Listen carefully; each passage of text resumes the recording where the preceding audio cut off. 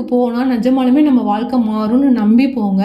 அங்கே இருக்கக்கூடிய கடவுள் யார், அந்த கோவிலோட சிறப்புகள் என்னங்கிறத தெரிஞ்சுக்கிட்டு போய் சாமி கும்பிடுங்க. நான் ஒவ்வொரு வீடியோலையும் இது சொல்கிறதுக்கு காரணம் என்ன அப்படின்னா, உங்கள் பக்கத்தில் இருக்கக்கூடிய ஒரு சின்ன கோவிலுக்கு நீங்கள் போனாலும் அந்த கோவிலோட வரலாறை நீங்கள் தெரிஞ்சுக்கோங்க.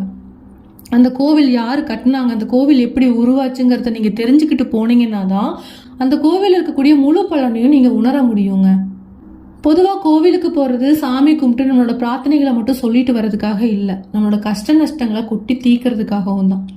நிறைய பேர் அவங்கவுங்க ஃப்ரெண்ட்ஸ் கிட்ட சொல்வீங்க, உங்கள் வீட்டில் இருக்கக்கூடியவங்க கிட்ட உங்கள் கஷ்டத்தை சொல்லுவீங்க, ஏன் அக்கம் பக்கத்து வீட்டில் கூட சொல்லுவீங்க. அப்படியெல்லாம் நீங்கள் எதுவுமே சொல்லாதீங்க.